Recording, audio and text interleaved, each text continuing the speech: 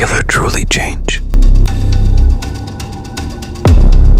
I am sure you have heard of this story, but here is the hidden truth no one has talked about. The real danger doesn't hide in the dark. It hides in plain sight, smiling, laughing, pretending to change. In London, a teenage girl wrote a murder plan. Everyone ignored it. Years later, an innocent woman died. And that was just the beginning. This is the story of Kemi Adeyoola and the chilling secrets she left behind.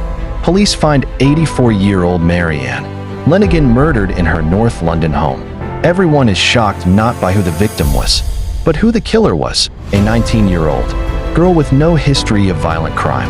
Kemi Adeyoola lived a privileged life, private schools, rich Nigerian father, everything a teenager could dream of. But inside, she was hiding dark, violent thoughts. At 17, while locked up for fraud, she wrote a 14-page murder manual, how to trap, torture, and kill an elderly woman. Some called it fiction. Some said she needed help. No one stopped to think it could be real. A year after her release, she followed her plan step by step. Marianne was tied, strangled with a belt, robbed, and wrapped in a plastic bag. Police traced Kemi through phone records and stolen items. But what shocked them most? The murder plan written 2 years earlier matched everything.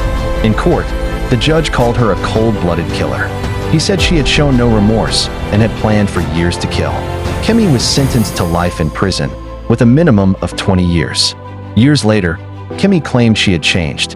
She begged for early release, saying she was just a foolish teenager.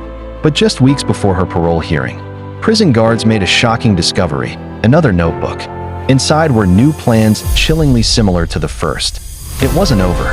Kemi was still dreaming of violence, even behind bars. Was Kemi ever truly sorry? Or was she only waiting for her next chance? Maybe the warning signs were never just warnings. Maybe they were promises. When someone shows you who they are, believe them the first time. If someone confesses dark thoughts, should we ever ignore them?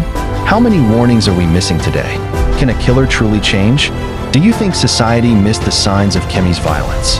Or did we ignore the warnings? Drop your thoughts in the comments section below. Thank you for watching. I'm Dark Truth TV. If you are touched by this video, then hit the subscribe button. I will see you on the next one.